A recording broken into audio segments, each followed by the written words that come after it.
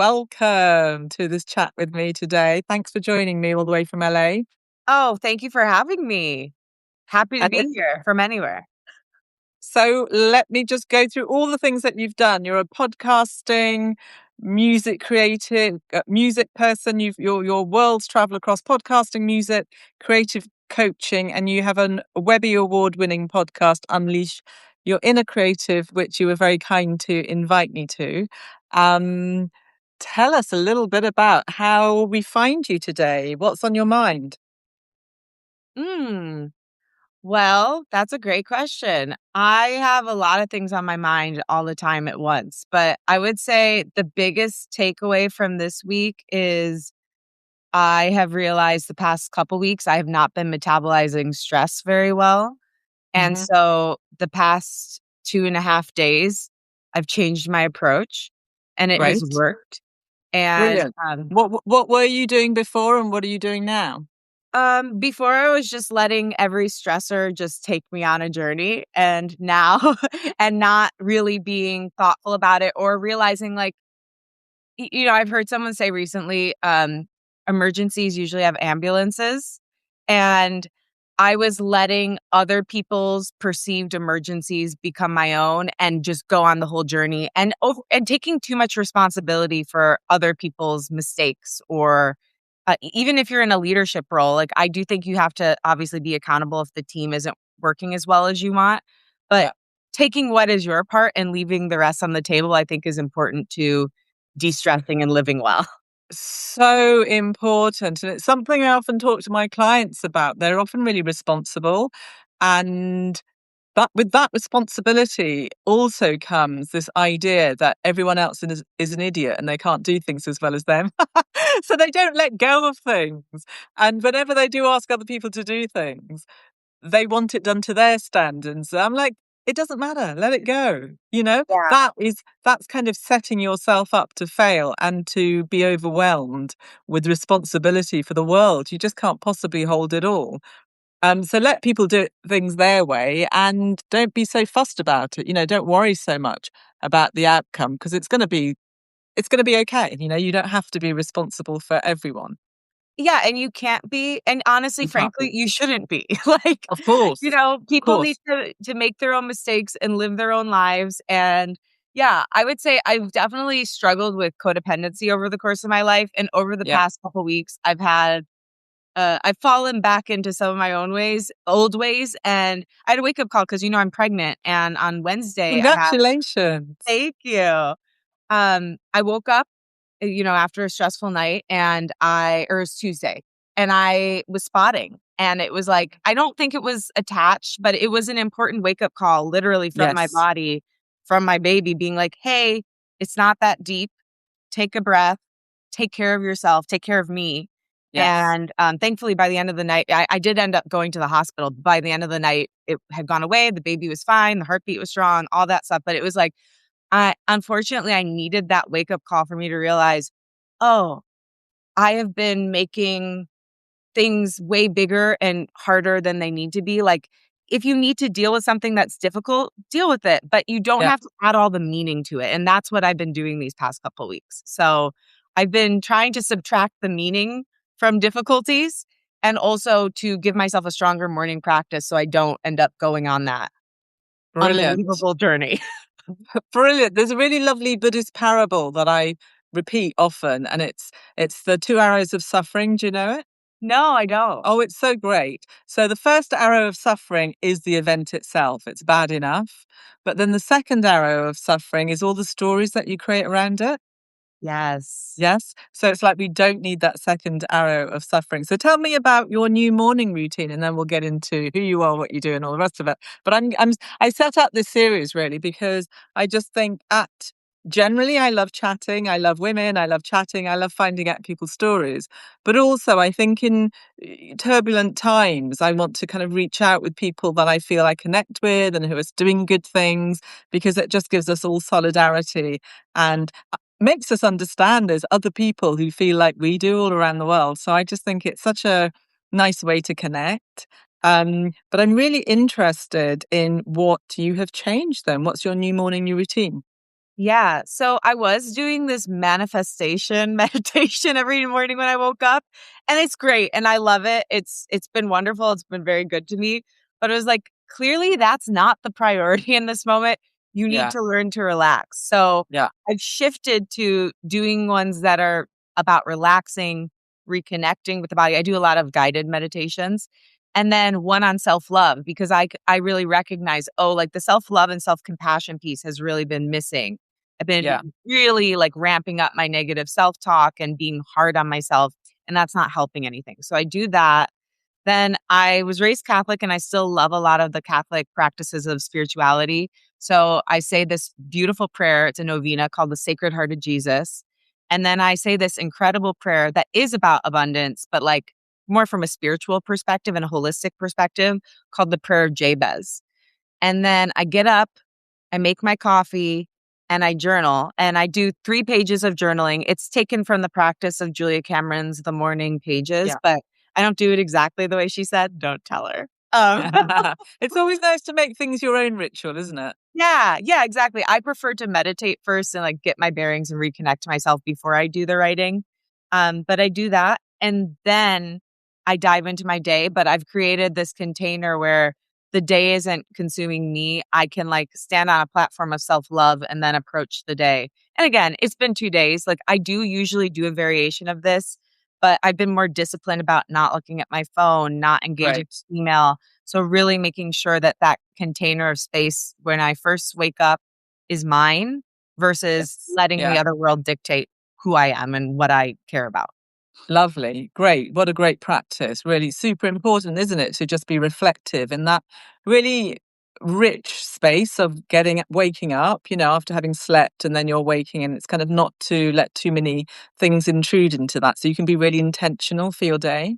Yeah. Yeah, exactly. And not let the other world set up your standard or let the other world.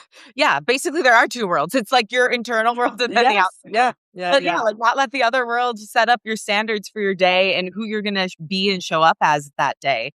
Because I think that has been a big part of the stress I've incurred over the last 2.5 weeks is just like going on the ride instead of Yeah. being in the driver's seat. Yeah, yeah, absolutely. I was talking to somebody about this morning in that the world that we all live in really favors exteroception, which is about the outer body. And the work that I do and the work that I think you're talking about is interoception, which is about listening to the space in the body.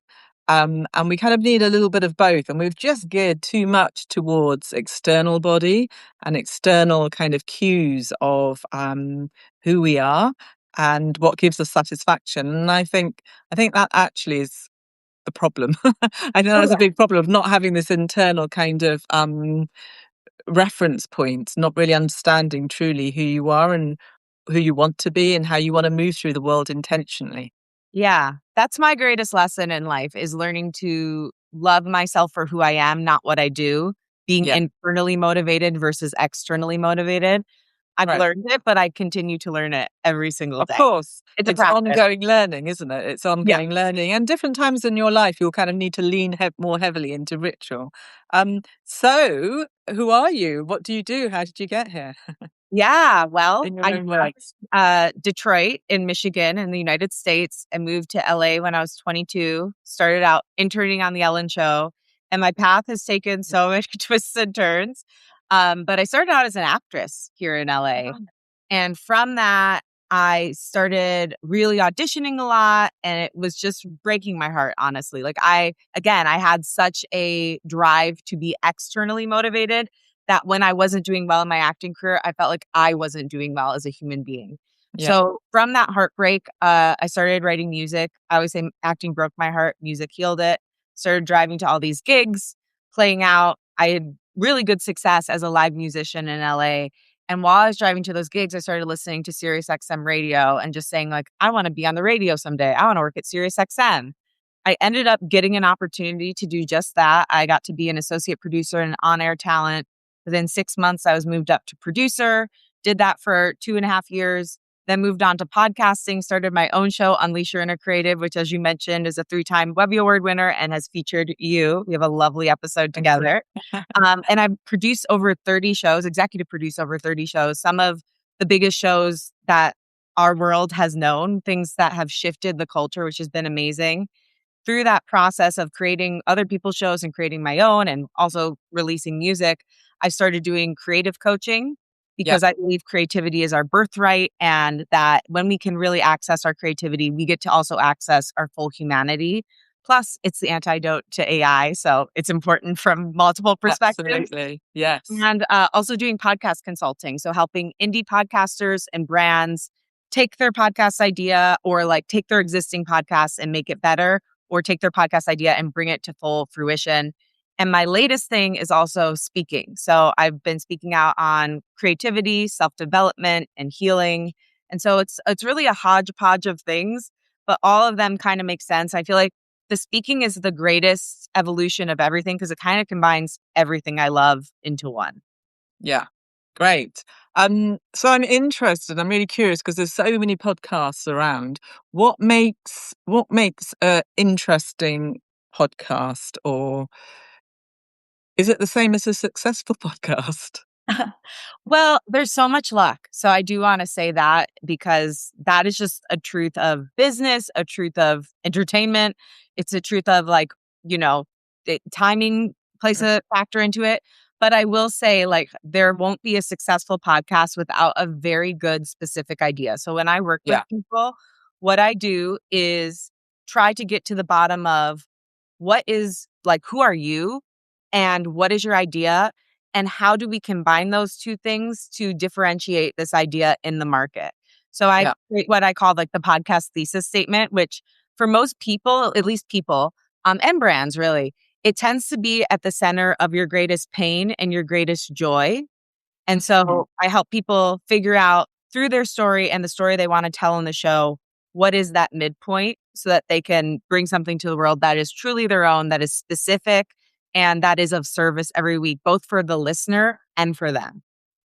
Great description. What about, do you think that podcast should have an end date? Because there's lots of people that have podcasts and it goes on and on and on. And then it seems like they lose their mission and then they'll just have anyone on because it's good for clickbait, because someone's really controversial. And that seems to happen quite a lot of late because there's so much stuff going on. And I think the really good ones are still very authentic and they're still looking for really great guests and good conversations. But I wonder if there is some sort of, and you know how TV series will have like seasons and Yeah. then it's over, and you kind of think sometimes, oh, I'm really glad it's over because I loved it so much and it would have just run its steam.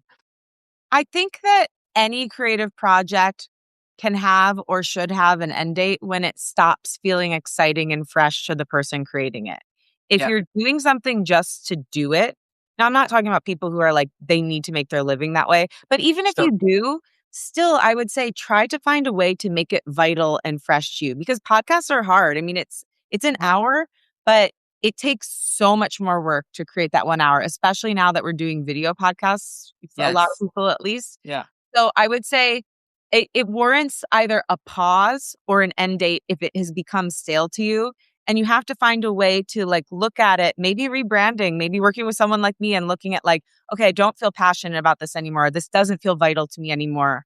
How can I still stay true to the original promise of the show, but put something in that makes me excited? Because what I really believe is the energy behind something is just as important, if not more important, than the show or the project itself.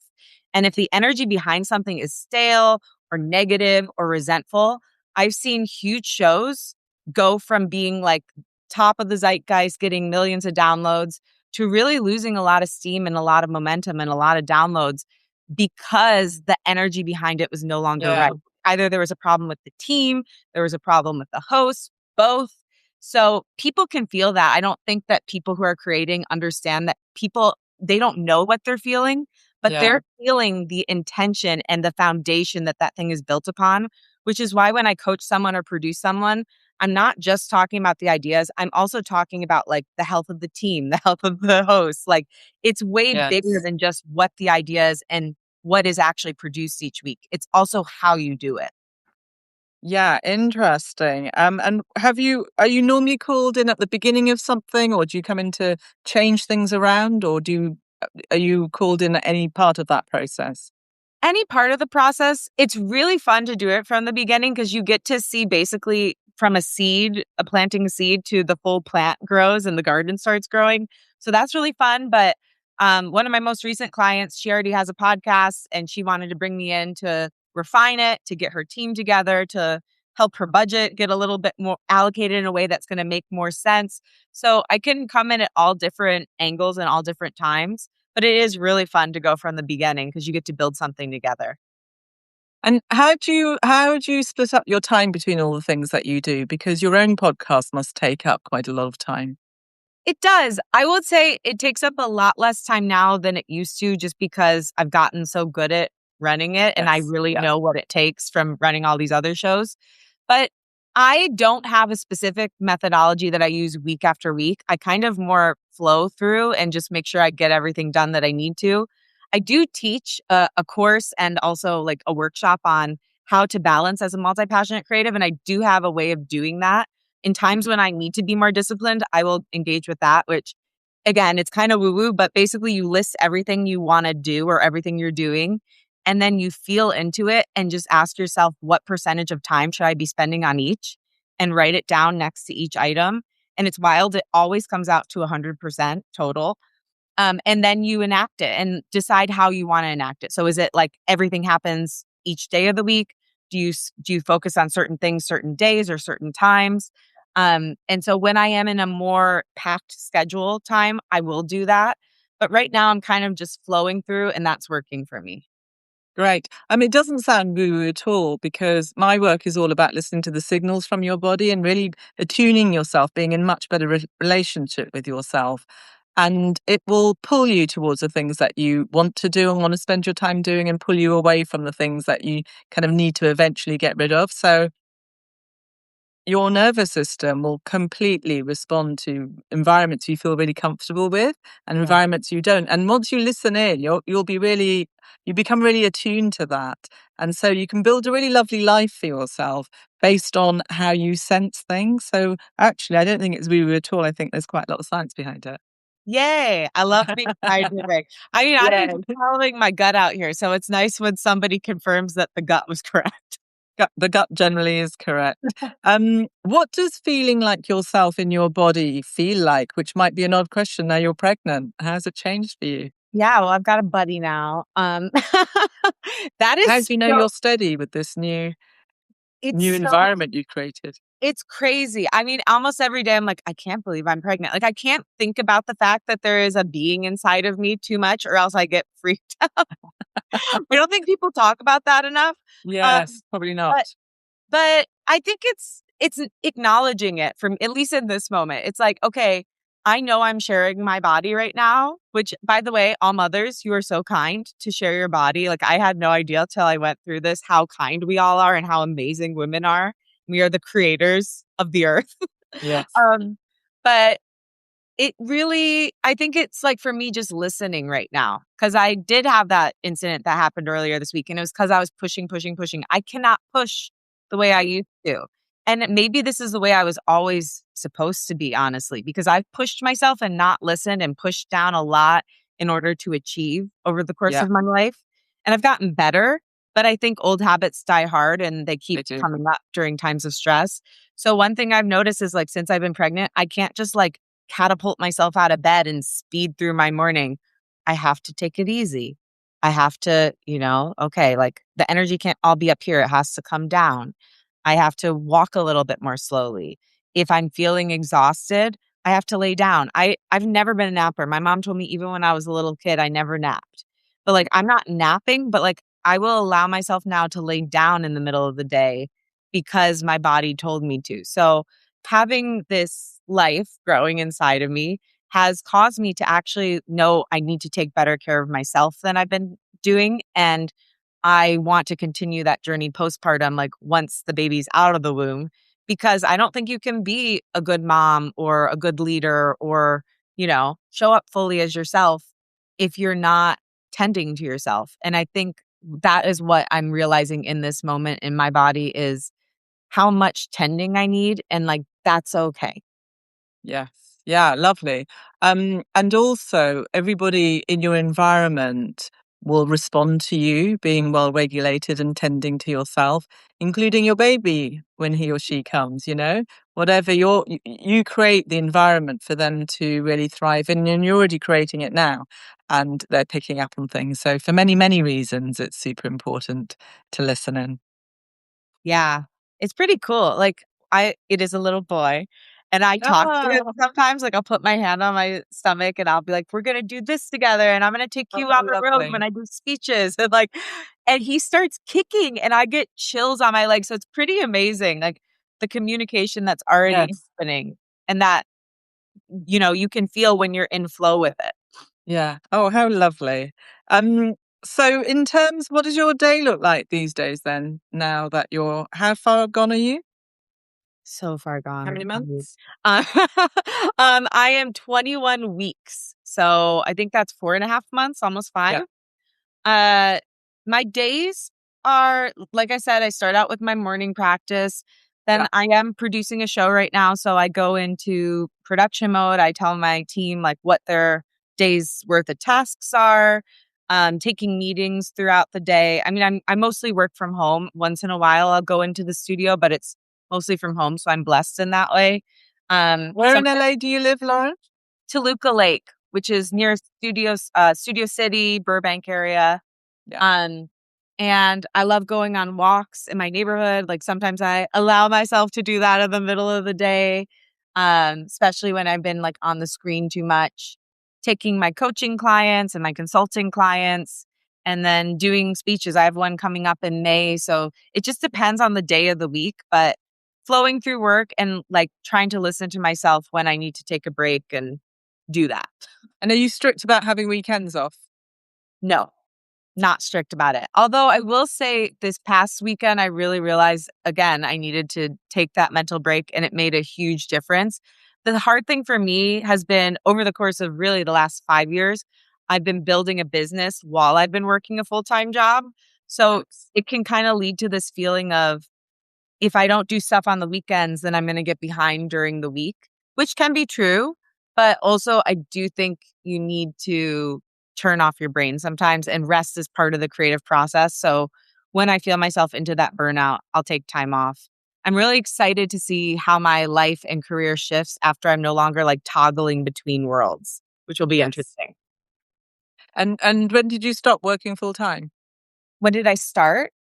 Stop. I have been working full time for 11 years in like its various capacities of various companies. So I've been doing that at this company for 8 years. And so at the end of April, I'm going full time into the unknown, doing Lauren Lagrasso productions. And I'm really Right. excited about it.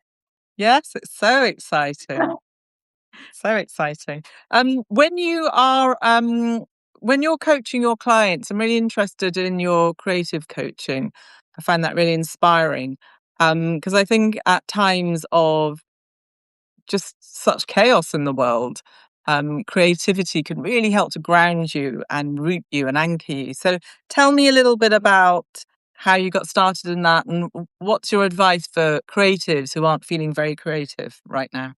Yeah. Well, I got started because of my podcast and because I do believe repressed creativity causes a lot of the world's suffering. I know because of the data says so. We are all born creative. But Yeah. then life, fear, trauma, all these things can knock it out of us. And so I started the show in part because I knew AI was coming and Yes. because I knew that with AI that I heard a statistic saying like in 50 years 85% of all jobs will require creativity. So it's a very vital life and business skill, and also, I believe it is every human being's birthright and an innate Mm. part of the human experience. Yeah. So when I've seen people repress their creativity or push it aside, I've seen them get depressed. I've seen them get sick. I've seen them gray out. When somebody goes from Yes. colorful, bubbly person to just kind of everything is muted. And so I started creative coaching just because I think people deserve to be creative, to be expressed in the world, to get back to what their younger self knew. And so my approach to that is really three tiered. So it starts out with healing. And what I believe is that when we can get back to the younger self and heal creative wounds, which is like a lowercase t trauma that happened maybe when you were in school and the teacher shamed you because you didn't read a sentence well, or you went to sing and you were a little bit off and you were made to feel like you were bad. So we go back to moments like that and heal them because people don't realize they're like subconsciously playing them out in their lives. Yeah. We also go back to the joy and to the play and start reintegrating some of those things that people loved as kids or young adults into their current life. So the first part is really reclaiming the younger creative, healing that part of themselves and getting integrated in that way. The second part is, again, the thesis statement. I'm very much into like mission statements for your creativity or for your shows. So we Yes. find out what their, for lack of a better term, creative mission statement is, and then list out their passions. And from there, if they don't know, we find out what their top project is going to be. So we take the passions, put them through the filter of the thesis statement, figure out a project. And then from there, the last part is very tactical. So helping them figure out what do they need to do from A to Z to launch this project out into the world. So that's the methodology. It starts out with healing. It goes into like healing meets practical, and then it goes into extremely practical. And what sort of people are coming to you for that? All sorts. Writers. I had a person who just like she called herself a generalist. She did all kinds of different things and she wanted to figure out what was her main project. She had supported a lot of other people in her life. So like what was the thing that she wanted to do? I would say that's a through line with everyone that comes to me for creative coaching is they've either kind of been scattered or they've poured into other people and it's finally time for them to start pouring into themselves the same way and figuring out how they want to show up and like how they can show up in the world in a way that feels integrated, less scary, and just really right. So it's people often who also are in the middle of a big career transition and are looking Yeah. to do things differently this time. But yeah, all kinds of beautiful people come my way. Sounds great. And how long is the process? It depends on what the project is, but I do say like a minimum of 3 months because it's really hard to get anything done in less time than that. But I really recommend 6 if you can or Yeah. longer. Great. Um, and so going back to identity, we were talking about that earlier. My work is very involved in identity. I actually think your nervous system is your identity because it's formed by experience so far to date. So tell me something that you have stopped identifying with and how that shifted for you. I think for me it's always a journey. I'm not like completely unidentified with these things because again, like when you are wound up a certain way, it's hard to fully undo it forever, like set in Yeah, stone. Like yeah. I always think in my mind, I'm like, one day I'll be healed. And I'm like, that's not how it works. If It's I were it's a to just ascend, like so We are all in process. yes, we're all in process. So just wanted to caveat it with that. But I think Mhm. the biggest thing really is that external validation that like achievement can save me, that I will get this thing and then I will be saved. Yeah. So I no longer believe that. I now know it is an inside job and I can be highly ambitious. But at the end of the day, my ambition is just what takes me on the journey. It's all about how I feel on the inside as I'm pursuing those things. And whether or not I ever get there is meaningless as long as I don't say no to myself. Lovely. And what do you think we've normalized in the world that actually isn't working? Oh, where to begin, Nahid? Thought that might be rich. Yeah, I mean, living in the United States, it's pretty. You and I connected because I've been speaking up, and I really appreciate the support you've been giving our country and the people that have been speaking up here. Um, Cruelty, I think I know. number one, that's a big one right now. In the United States, especially being pregnant, I'm thinking a lot about how much we just leave people to fend for themselves. Like we're supposed I to be the richest country, but we don't It's have insane. healthcare. And you don't have maternity leave. We don't have When I maternity. found that out, I was just like, I'm sorry, what?" Because I cannot believe that we have lauded the US for so long and you do not have basic health care and you do not have maternity leave for women who give, they give life. Yeah. It's They're expected crazy to that like have completely unsupported.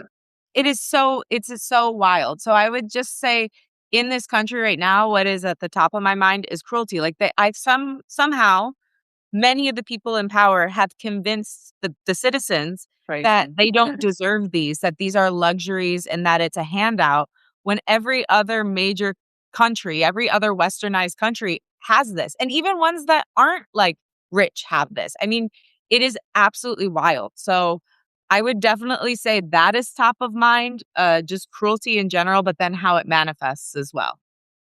And how are you finding hope at times like this? People, because Yeah, I think you're people right. are good. And I think Yeah. when we have corrupt leadership and we have people making decisions that feel so deeply cruel and are actually adversely affecting our lives in a way that we feel, it can be easy to then cast out all of humanity. Yes. Yeah. But it's really not true. The Yes. vast majority of people are good. The vast majority of people want good things. The vast majority of people lead with love. And so I try to look for those people, look up to those people, emulate them, and connect with them because people are good despite all the cruelty in the world. You know what? You are so right. And something that I always say to everyone as well. I've traveled a little bit by myself in different places. And, I'd heard about LA. I'd been to New York quite a few times. I'd heard about LA, had an idea about LA, and I got there and the people were just darling. I had the most loveliest conversations with people on the street. I was just there staying on my own. People were really kind, or really connected with lots of different, even people just doing their own thing on the streets. It was so lovely. And that was just a real reminder because LA sometimes can be kind of the excesses of the world, can't it? But it was just such a lovely reminder that the people are not their governments and there's ordinary people just wanting to have, joy and creativity and to live a life full of humanity and to really, yeah, just to kind of live well. It's just such a reassuring thing to see wherever you go in the world, and actually is the thing that also gives me a lot of hope. Yeah. I always say too, like LA natives, people who were born and raised here Yes, are so kind. I grew yes, up in a region of the United States called the Midwest, and it's known yeah. for being really nice. Like we talk like this because we smile all our words. So I find people who are born and raised here, especially in the Valley, which is the area I live, are kind of like the people I grew up with. It's Yeah, people who move here and then feel like they have to put on airs and be LA yes, in order to yeah, fit in that ruin it and give it that bad name. But the natives to LA are just like the most beautiful, kindest people. And I do think that the entertainment industry does kind of color the city and can make things feel transactional. But yeah, again, it's about looking for the people who want to build community, who want to help, who also are dreamers and want to lift up your dreams and have you lift up theirs. So yeah. I don't know. I think when we cast these like major judgments over an entire place, it feels like it's like a self-protective thing or like a way we can stay in victim mode. It's like, well, I don't have this because this place is that way or these people are Yeah, that way. But it's like that can't be true everywhere. And I don't know. I always say because like people complain about dating in LA too. And I always say, they what if all do. the people who complained about dating in LA dated each other? Like maybe they'd find they're part of the problem. Did you meet your husband in LA? I did. I did. I met him, through two of my best friends from childhood. I was very lucky. We just happened to be at their apartment the same night and kind of locked in on each other and became friends over the course of 4 months. That's We met in nice. LA and he's my favorite person. So How lovely. it I happened. always think I always think relationships where you're friends first and Best. you kind of have some time to get to know each other are much more successful. Like I've never dated on a dating app because I've been with my partner for quite a long time. And I can't imagine it because I don't really want I don't want to be judged in such a small pace of time because I'm yeah, it's just hideous. I don't 100%. like the sense I of them. tried. I did the dating Did apps. you? It wasn't even that people looked different. Like when, from the pictures they posted, it was their energy was different. Yeah. They presented as one way online, But then when you were in person, it was this completely different, kind of detached person. And I just think you can't get an energetic read. Like people complain about the pictures, but I think what they're actually feeling, Yes. again, it's the energy You're behind it. so right. Yeah, you You're don't know who someone is. Yeah, you're so, so right. I think you're absolutely right because also stills don't really give you a flavor of anything. No. It's just kind of like that sort of frozen thing where they're trying to do their best face. But you've just reminded me of a funny story. I had a girlfriend of mine who was having a bit of an affair with this man, and he really liked writing to her. So she asked me to write on her behalf. Oh my God, I'm still ashamed to this day. So I started writing, and then I really enjoyed what he was sending back. And then we really got into it with her. She knew that it was happening. She'd be like, yeah. And all along the way, I was just like, this is awful. It's catfishing now. But we didn't have a term for it. But I just remember thinking, this is awful because this is not true. And he's going to find out. And it's just going to be really bad. And I'm setting you up for something that will never deliver. And the whole thing, I actually had to just stop and kind of run away from the whole situation, going, oh my. And he used to say to her when they met, he used to say, you're so different. It's like, oh, weird. It's so strange. Wait, you need You, to write about that. Like, that's a novel. That's That's funny. hilarious. Well, so as you know, I wrote the book and Yeah. everyone keeps saying, what about the next book? And I don't have a second book right now on wellness. I just think the world is such a mess. I'm not sure it needs another wellness book from me, Yeah. right now. And also my work is practical. So I'm putting lots of my, attention into actually making little tools that people can, um, listen to and do something with. So lots of somatic meditations and somatic lessons. But I do have a novel because I've been involved in the wellness world for quite a bit and I've worked across 4 different industries. But I've met so many people whose actions and their words do not align that Oh, I think see, there's such a great, and they're really hilarious characters. And I just think so that story will come in somewhere. we should swap stories someday. I Let's, feel we could have a field day. I'm sure we could have a field day. No, I feel that for you. I really do. When you were talking about the writing, I'm like, she needs to write a novel. So sometimes Great. I get little downloads for people's creative lives, and I feel Brilliant. like it will be very successful. I feel like I really want to too, because Yeah. I've just met such great characters and I've got such interesting things to say about them. So I will do it one day. I'm going to start making some notes. So thank you for that Okay. encouragement. Good. And do you offer any little short courses on how to reboot your creativity? I'm working on a few right now, but Yeah, none good are idea. long. But yeah, I'm working on a master class and then a longer Right. term class as well. They'll both be just always on, so people can buy them Yes. and then just do them at their leisure. But Yes. that's the next part of my business I want to build out and also share as an offering because one on one isn't right for everybody. So I want to Yeah. have something where people can just tap in, enjoy it, go back to it when they feel called. And it gives them, yeah, exactly. It gives them a flavor of how you work. And, it's a really good way. I do quite a bit of that. And it's a really good route into what you do. Or it might just be enough. And that's where they want to stay. And that's kind of pretty cool too. So tell me what helps you. What are you protecting these days? I think you've mentioned it. Now you're with baby. What are you protecting? It sounds like your time. But is there anything else? My peace, I would Yeah. say.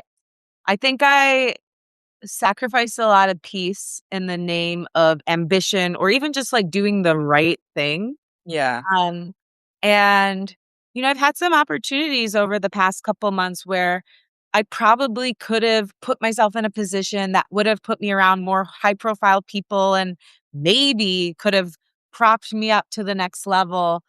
But I realized being in that energy would actually not be good for my peace. Yeah. And I had to, especially because I was pregnant, prioritize that. I'm also no longer interested in trying to crunch myself up and get seen in this one way in the hopes that maybe they'll see the full of me. Like, Yeah. I'm not doing that anymore. If someone sees me, great. If they don't, that's fine too. I no longer am here to convince you.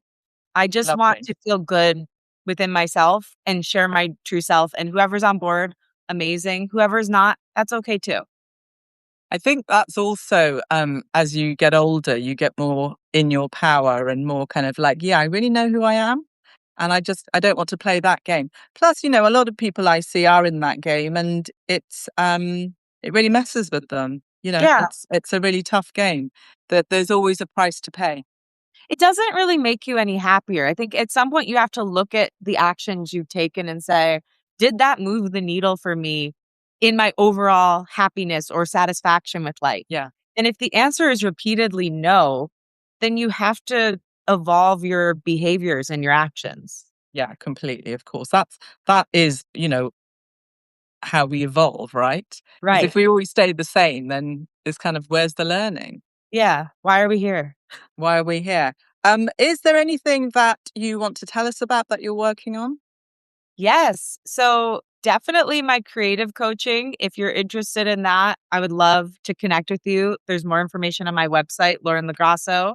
I I'll also put have all your details underneath the video. putting my details in. So I also have a Substack if you want to check that out. I've been into writing. I like Nahid want to write a book. So that is on the goals list over the next couple years. And my speaking. If you know anybody who is looking for a speaker to talk on the topics of creativity and self-development, leadership, I would love to come in and do that.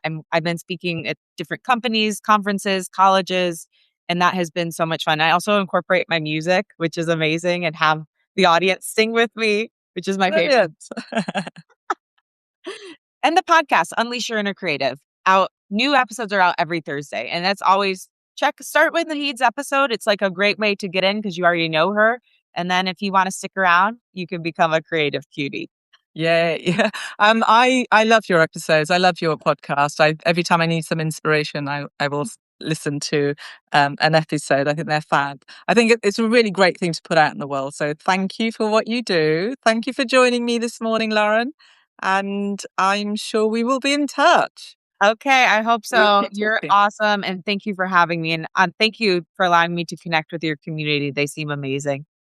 You're so kind. Take care. Lots of love. Enjoy your day. Bye You bye. too. Bye bye.